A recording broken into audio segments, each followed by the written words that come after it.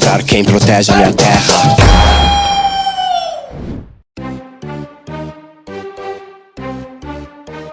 Paraqué, podcast para a vida.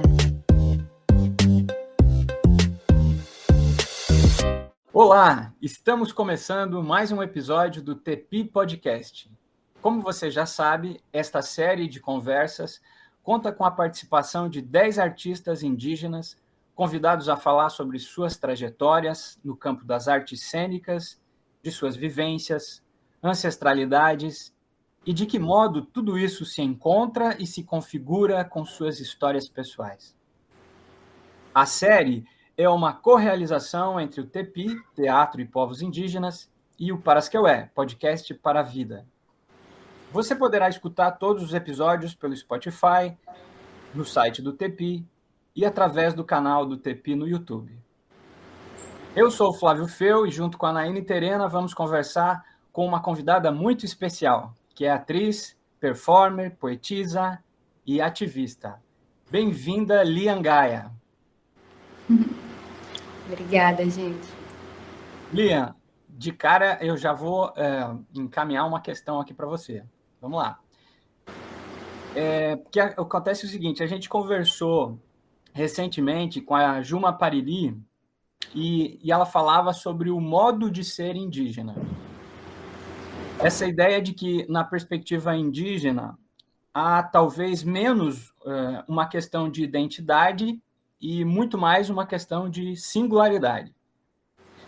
Resumindo, na perspectiva indígena, o que vale não é ser igual, mas é justamente ser diferente. Como foi para você assumir essa diferença, que é o modo de ser indígena? Conta um pouco para a gente essa trajetória e conta também por que Lian Gaia. Maravilha. Eu acredito que o que eu penso conversa muito com o que você trouxe, né? Que é a singularidade, o lugar plural, né? De a gente ser no mundo. Eu acho que todo ser humano ele é plural, né? Por natureza, assim. E se tratando da gente, né? Nós, povos indígenas, sem seu território, com o seu território, com a sua língua de pertencimento, sem a sua língua, em busca dela. Eu acredito que eu posso falar a partir do meu ponto de vista, a partir do meu lugar, o qual eu nasci, o qual eu fui criada, o qual eu me crio, né? A cada dia. Apesar de, dentro do meu contexto, né? Você, ali dentro da minha família, você consegue ver, né? Os corpos com sintomas diferenciados, né? E com histórias diferenciadas a partir daquilo que nos deram, né? Que nos impuseram. Então, eu acho que a nossa diversidade, ela vem de muito antes, né? Antes mesmo da invasão, né? A gente já éramos muitos, né? Em diversos contextos, em diversos pedaços de terras, né? A gente transitava entre um lugar e o outro. Então, a nossa comunicação e as nossas línguas, elas já vêm de um lugar muito plural, né? Apesar de ser tão próximos, você vê que tem muitas línguas e maneirismos, né? E jeito de ver e de sentir as coisas de uma forma muito, muito minha, muito sua, né? Independente do ser indígena em si, né? Eu acho que o meu lugar, ele começa a ascender no meu nascimento mesmo, né? Eu nasci no meio de uma briga, assim, da minha mãe com a prima dela. Elas estavam brigando, discutindo, e eu nasci na briga. E aí nasci não prematura, porque acho que 8 meses, não sei se é tão prematuro assim, né? Mas nasci de 8 meses, né? E a partir dali eu acho que minha mãe foi muito corajosa, assim, dentro das possibilidades dela, né? ela parir 4 filhos, né? E uma história muito difícil, né? Por conta desse empobrecimento todo que nos fizeram, né? Então, a minha família até hoje, assim, tem um lugar muito empobrecido, né? De saúde, de educação, de moradia, tanto da parte materna, que é a minha mãe, que teve o seu avô retirado do seu território, ainda jovem, né? Com seus 11 anos de idade. Ele foi retirado do estado do Amazonas, foi adotado com muitas aspas, né, por uma família e foi abandonado no Rio de Janeiro, né? E aí, largado na rua, ele foi morar em Belfor Roxo, que é a periferia do Rio, juntamente com a companheira que ele conheceu, que vendia barro, né, peças de barro. E aí lá nasceu minha avó, lá nasceu minha mãe, eu nasci lá também, em Belfor Roxo. E depois a gente foi meio que migrando, assim, né? A gente tinha onde podia ser possível. E aí a gente foi para Nova Iguaçu, uma cidade chamada Marapicu.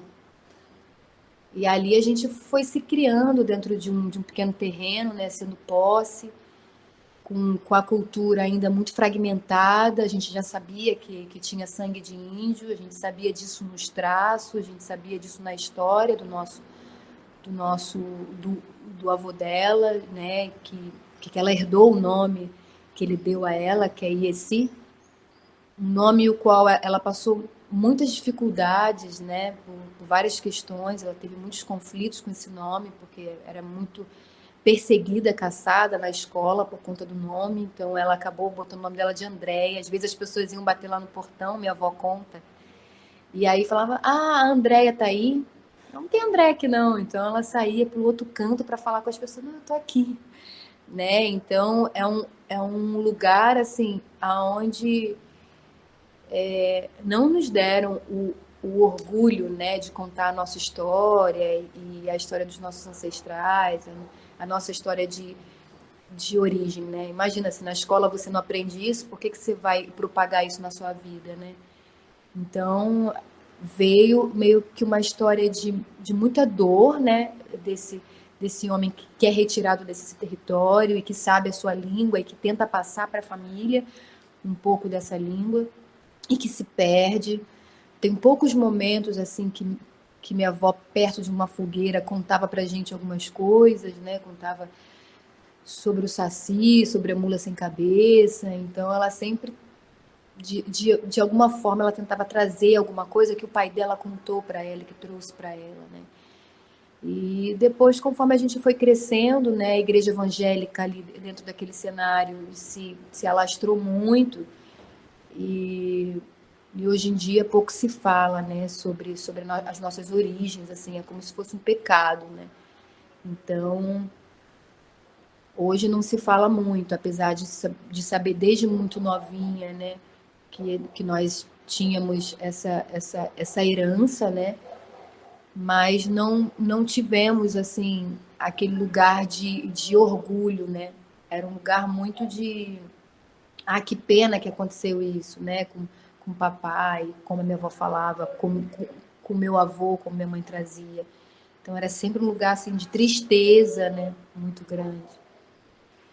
Então é isso, veio desse lugar empobrecido, sofrido e ao mesmo tempo eu não me conformava e não me conformei até hoje. Então o que nasceu em mim, diferente do que nasceu, tá passando um vassoureiro aqui na rua, faz parte. E aí, diferente do que não aconteceu, né, com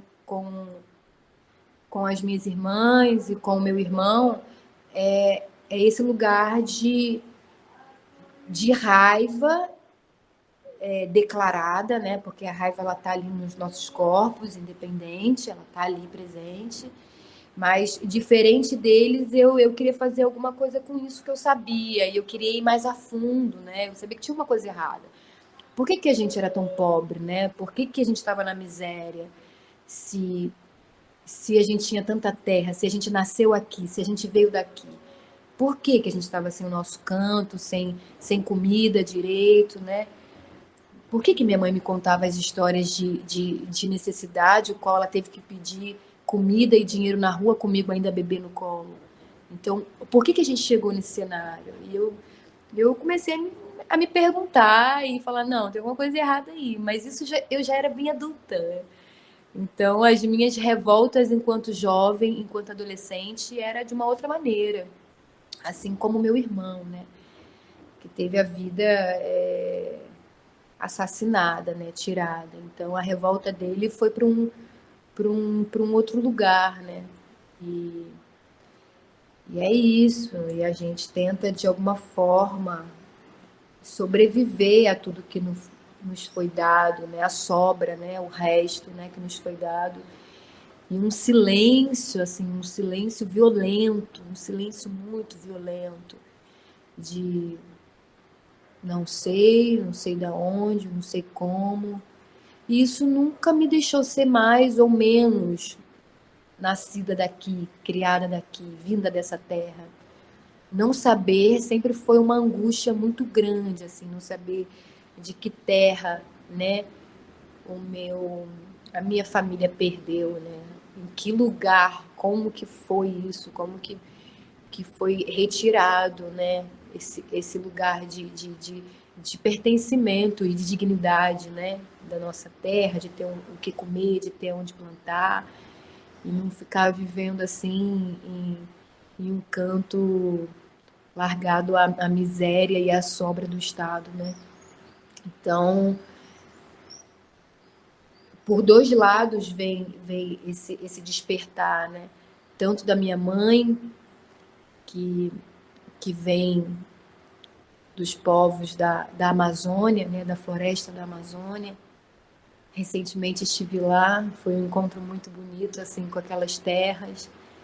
Um desejo muito grande de comprar e de juntar um dinheirinho para comprar aquilo que me foi roubado, invadido, né? E um sentimento muito forte, assim, de retorno ali, sabe? E por parte paterna vem João Pedro Teixeira, né? Vem mais uma família, um grupo que lutou, né? Que luta até hoje pela terra, né? E sabendo dessas histórias, né? Desde pequenininha, desses assassinatos em séries, né? Assim, da figura masculina da minha família, tanto por parte paterna quanto por parte materna.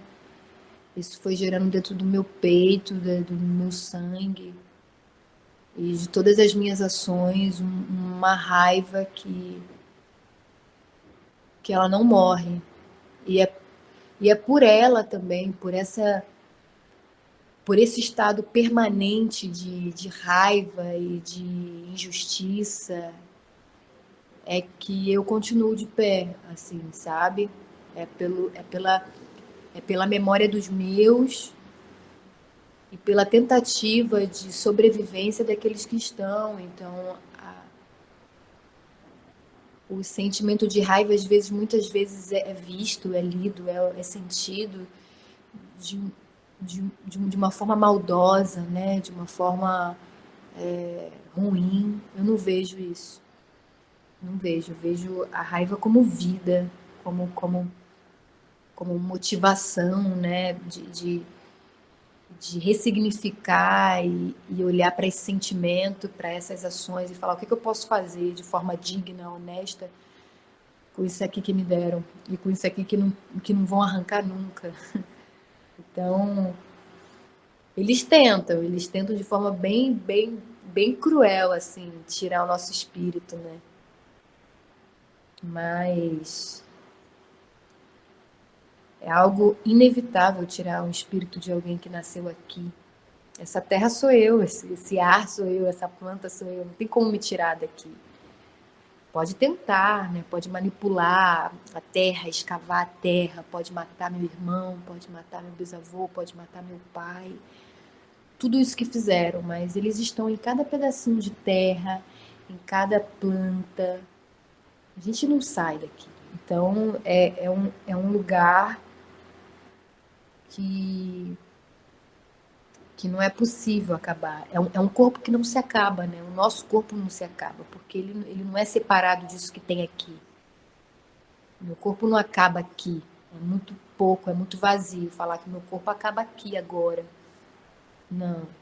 Meu corpo acaba com 80 anos, com 50, com 30, com 20 e poucos, que nem foi do meu irmão. Né? Não acaba assim. Meu corpo, ele transcende, né? Ele brota no cimento, ele brota lá na periferia. Tiraram ele da mata, né? Jogaram ele no cimento, achando que ali ele ia morrer, achando que ali não ia vingar. E olha quantas gerações chegou até em mim aqui, né? Para falar que não. Vão largar a gente na favela, na periferia, nas zonas mais empobrecidas, nos lugares mais impossíveis de ter saúde, de ter segurança, de ter paz. E a gente vai continuar existindo. O que aparecer na frente é... mas o corpo indígena sem terra, sem povo, sem a sua aldeia. Como que é um corpo? Isso é um corpo indígena? Um corpo que não tem isso? Ou você me tirou isso tudo e você questiona se eu tô aqui, se o meu corpo ele é? Se eu tirar tudo que você tem, você vai deixar de ser quem você é? Não. De repente eu te dou mais raiva aí, né, para você conquistar e ver outras coisas, mas se eu tirar o que é mais precioso de você, ou você vai embora de uma maneira assim corporal, né? Ou você fala, eu não aguento mais esse lugar de existência. O que acontece muito, tem muitas pessoas indígenas, né? O índice de suicídio cometido na população indígena é muito grande, isso por diversas questões, né? Que se a gente adentrar aqui, a gente entra em muitas raízes, mas ele vem desse lugar também de pertencimento, né? E aí eles acham que tirando tudo que a gente tem, tudo, né? Tentando tirar tudo que a gente tem é uma maneira de reduzir, é uma maneira de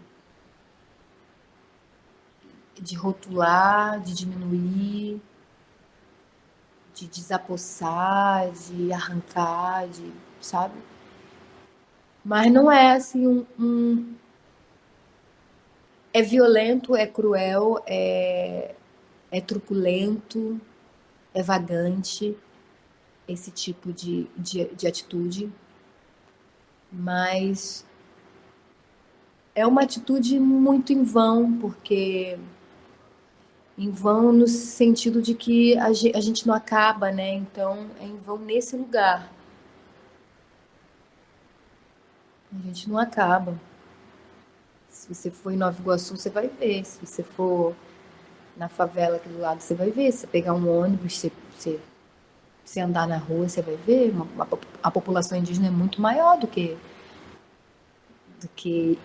eles dizem pra gente dizer, reproduzir, né? A população indígena é muito grande num país que é um país nativo, né?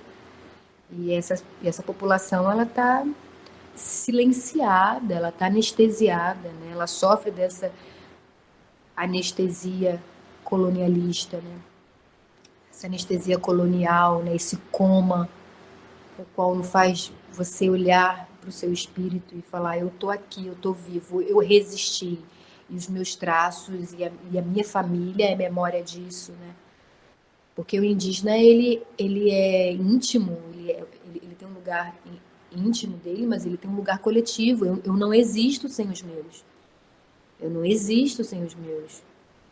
Não é só eu, é minha mãe, o meu povo. O meu povo foi o que eles tentaram destruir, a minha mãe. Ah, mas quem é o teu povo? Meu povo é minha mãe, a minha sobrinha, a minha bisavó que está viva ainda. Meu povo é quem é esse corpo que resistiu, que seguiu resistindo, se negando por sobrevivência, se negando por sobrevivência e que me pariu. Bom, eu vou te lançar uma outra questão, Lian. Boa tarde, todo mundo, ou bom dia, ou boa noite, ou boa madrugada, né? Não sei que horas vocês irão nos escutar. Oi, Flávio. A gente Verdade, está Naine não tinha nem aqui. falado ainda, né, Eu Naine? não tinha nem falado, e você já Ai, entrou gente, com eu já uma fui pergunta identitária aí. Eu acho que eu vou seguir nesse caminho, porque você falou duas coisas que me chamam muita atenção. E aí eu acho que ajuda a gente a desenrolar também essa entrada na questão dos teatros e os povos indígenas, né? Das maneiras de se fazer as artes do corpo. Se não me engano, você falou algo sobre a língua e eu queria saber se você consegue identificar, e a sua bisavó é viva ainda, e se ela traz alguma referência de algum povo para você, e se você começou a trabalhar com artes cênicas antes da sua autoidentificação, antes da sua procura, como isso impactou no seu fazer artístico? Ou você junto a isso, começou a trabalhar com o teatro, em termos de temática mesmo, de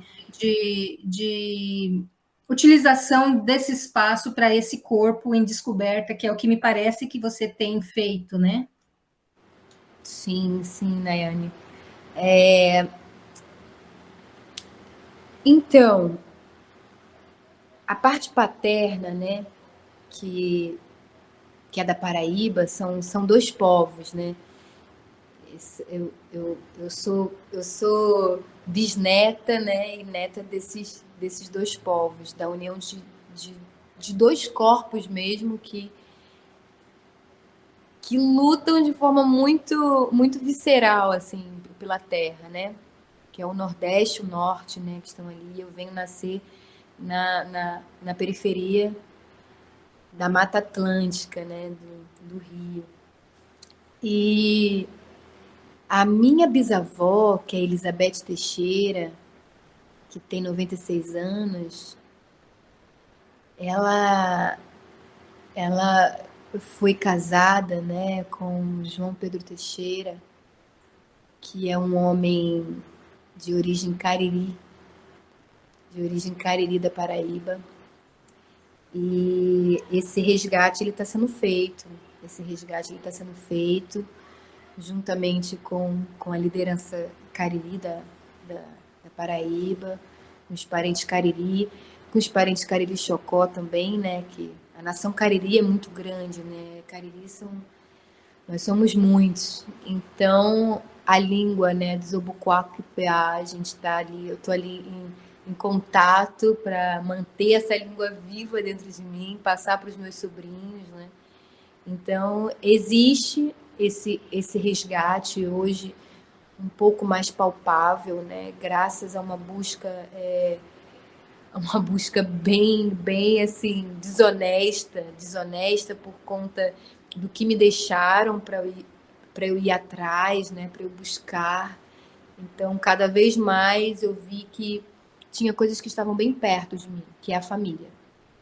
Então, o primeiro passo, assim, quando você está nesse lugar de busca, né, da sua origem, e essa angústia, ela bate muito forte no nosso peito, a gente que vem desse lugar de retomada, né, de tentar saber por que isso nos afeta tanto, assim, essa coisa de não ter o nosso território, de não ter o nosso pertencimento, e a gente começa a abrir, né, a mente, a gente começa a abrir nosso lugar, começa a falar, cara, o meu território é o Brasil, é Pindorama, o meu território é Biaiala, né? Então você começa a identificar que todo canto que tu vai é seu território também.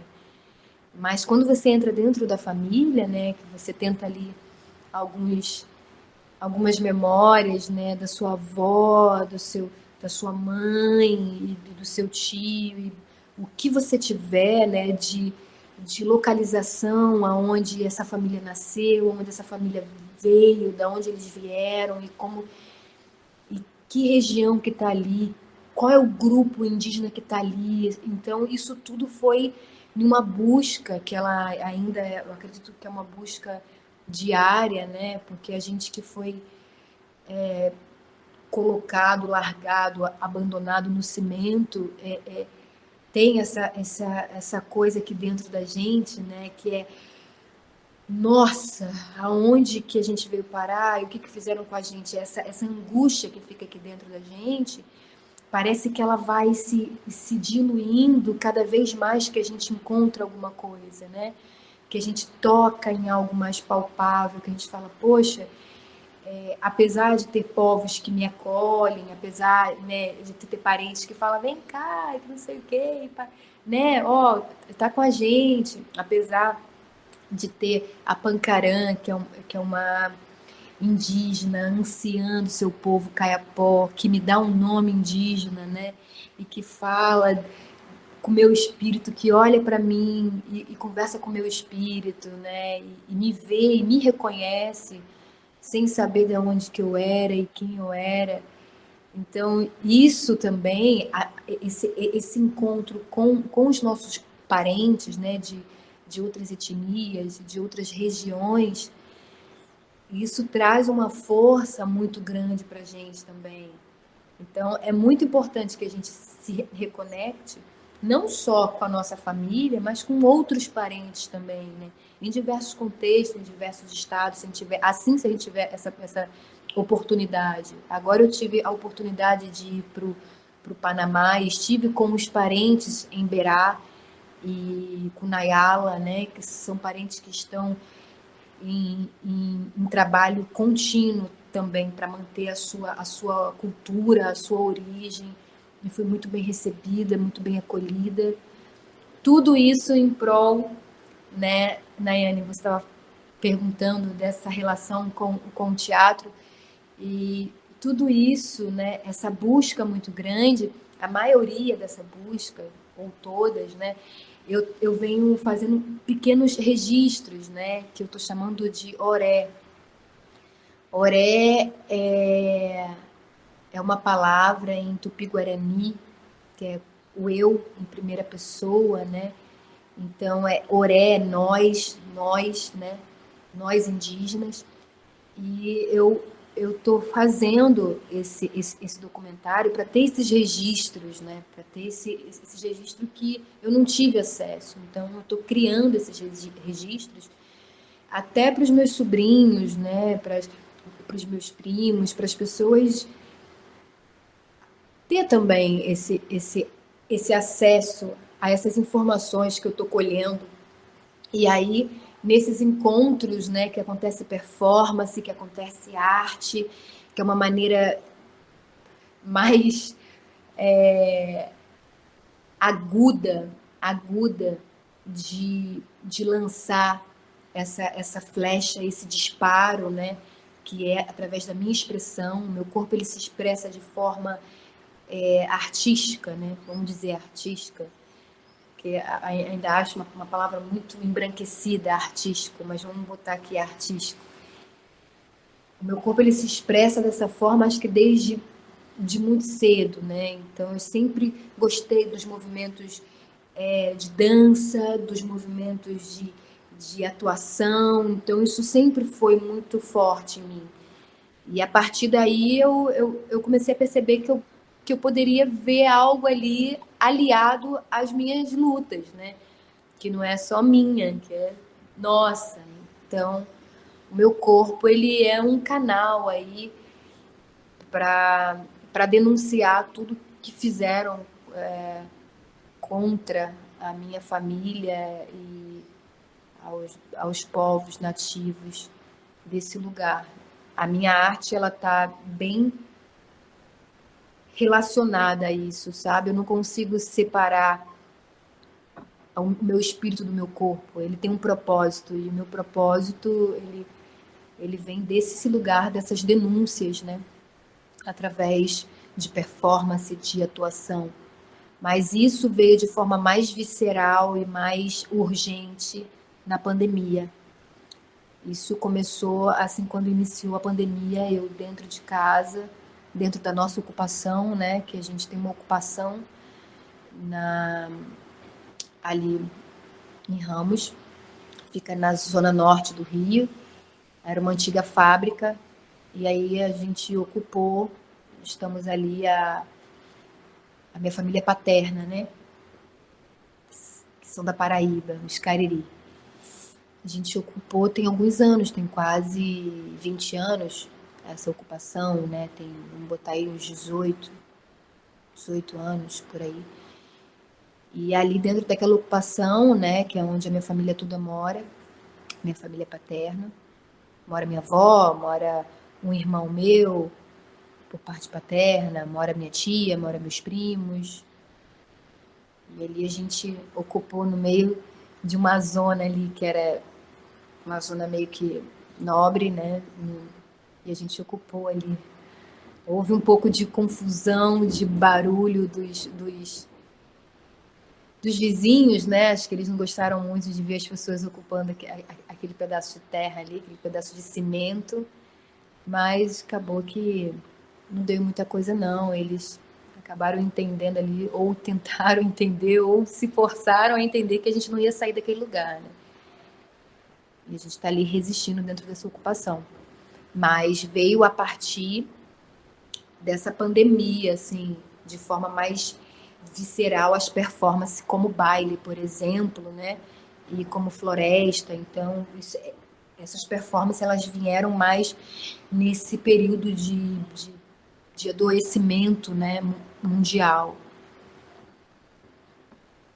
Lia, ou Gaia, então, eu até inicialmente estava mais curioso sobre o nome Gaia, mas com a tua fala isso fica bem claro. E aí você também contextualiza aí essa tua relação com a arte, né? O teu trabalho de performer, de atriz. Inclusive, teve um vídeo que me chamou muito a atenção, porque eu gosto muito do filme, e parece que vocês usam um trechinho do roteiro do Closer, Perto Demais. Sim. E eu achei bem legal. Mas, assim, a gente já vai se encaminhando, inclusive, para o final, e eu queria te perguntar sobre os teus trabalhos mais atuais, a tua perspectiva agora de futuro, em termos artísticos, em termos de teatro, como atriz também, né? A gente está no TEPI. Então, fala para a gente, colocamos assim como uma espécie de última questão para você já aproveitar e falar aí das tuas próximas atividades. Maravilha, Flávio. Então, muitas portas se abriram, né? Assim, ou eu mesma acabei botando o pé na porta e pá, abri ela de alguma forma, através dessas performances, né, que eu fiz. Inclusive esse espaço, né, ele foi possível. Imagina receber uma mensagem do Ailton Krenak falando: continua, é esse o caminho, muita sabedoria para você, continua. De ele ter assistido o baile e ter falado: poxa, me dei de presente nessa tarde. Então isso foi mais um incentivo, né, para falar: poxa, é o caminho, o caminho é o caminho ancestral, então esse é o caminho. E depois disso, depois dessa mensagem linda do Ailton, que eu já estava pensando nele há uns dias atrás, muito, muito curioso, eu estava pensando nele, né, em conversar com ele, isso é muito curioso, eu estava pensando em conversar com ele sem nenhuma proximidade que eu não tinha, né, e eu falei: cara, eu podia bem conversar com o Ailton, né, eu fiquei mandando isso assim, e eu recebi aquela mensagem linda dele, né, depois de ter visto essa performance. E depois disso, me chamaram para fazer um trabalho na Suíça, né, em Zurique, depois dessa performance baile. Me chamaram junto com o Davi Copenaua. Aí eu fico até suada, fico até desconcertada aqui. E aí eu iria abrir, né, esse teatro, né, essa peça chamada Antes que o Céu Caia, que vem de um livro que é A Queda do Céu. Então, a Cris Jatari, ela pegou partes do texto do Schopenhauer com uma peça do Shakespeare, fez uma junção com isso e me chamou para ser uma das atrizes indígenas que iria representar Pindorama, né? E aí eu fiquei super contente com isso. E eu falei, legal, um trabalho bonito, né? Ela veio no Brasil, pegou a minha imagem, a gente fez a interpretação, fizemos a atuação, né? Com o contexto do Schopenhauer. E aí tinha falas de indígenas também da América do Norte, né? E finalizava com a fala nada mais do que o do Davi Schopenhauer, né?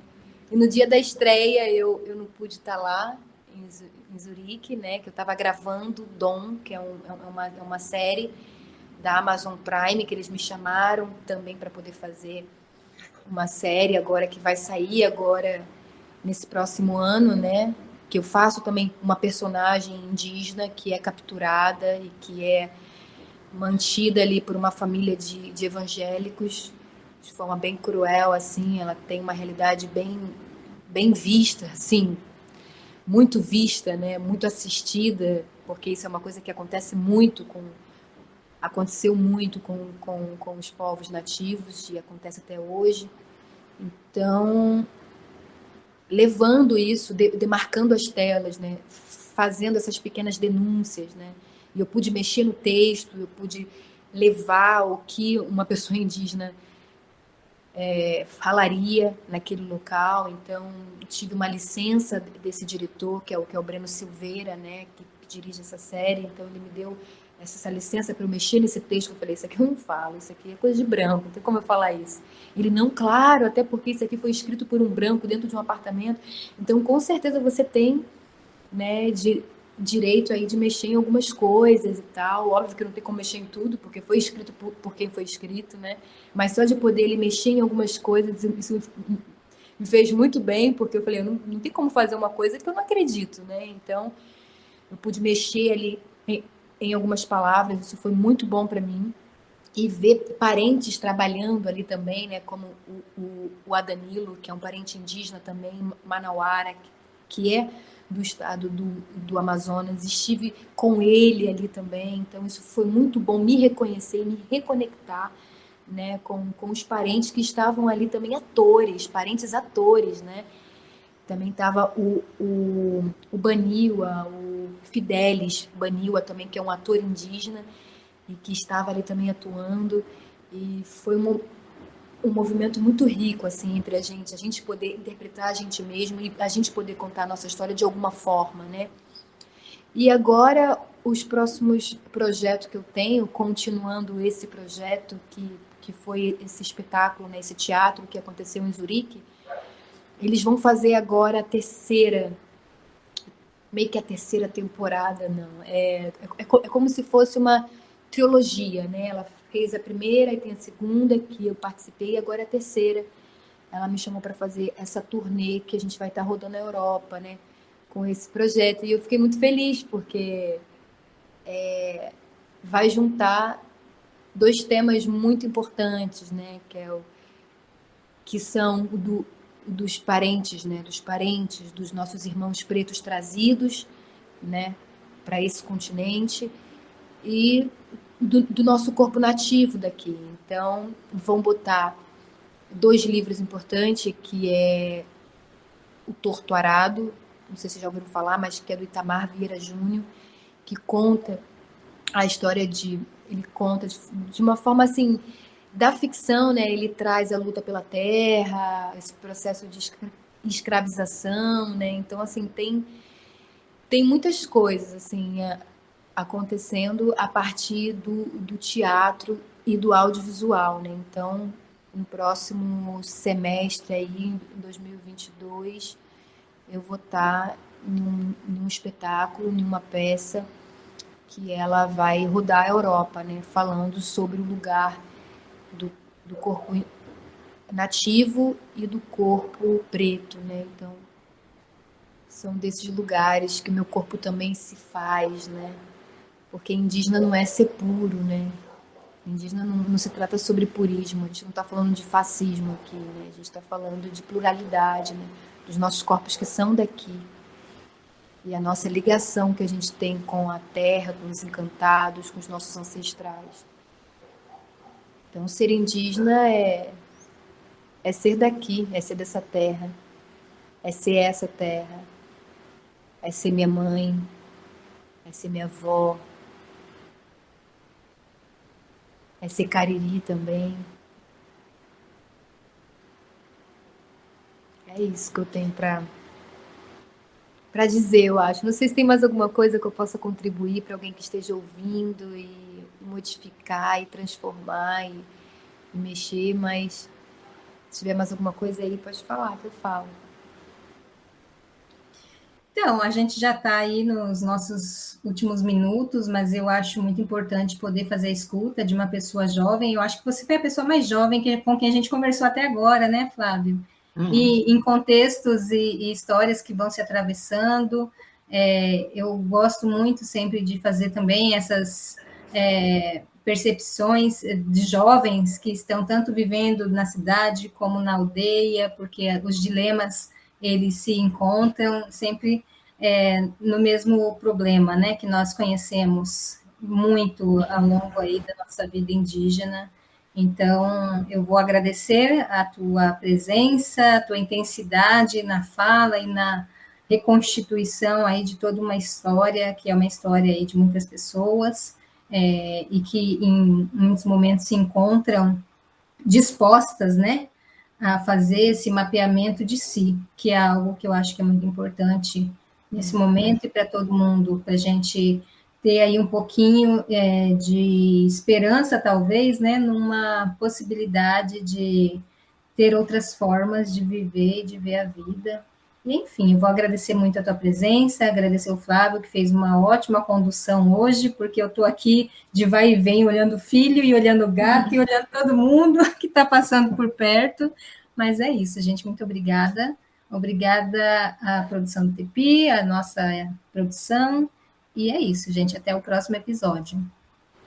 Obrigado, Gaia. A gente sempre pergunta aqui sobre o que você carrega na sua mochila, mas eu acho que você já abriu toda a mochila aí, já mostrou que tem muita energia, tem muita garra, e que você assimilou tudo que recebeu e está devolvendo em arte, em muita criatividade. E então acho que você já disse o que você carrega na sua mochila. A gente fica satisfeito e agradece muito a tua participação. Obrigado, Naine, e até o próximo. Gente, eu agradeço muito vocês e eu queria deixar uma frase aqui que é Doiri crudi andei tu perotó e abu doiri banereca. Então, que a nossa fé, nossa coragem, ela seja muito maior, a nossa força seja muito maior do que o nosso medo, né? Então é isso, vamos seguir com coragem e com fé, porque é por aí o caminho. Coragem, coragem. Isso aí, gente, valeu. Até a próxima. Tchau, tchau. Um beijo. Valeu. Parasquiué, podcast para a vida.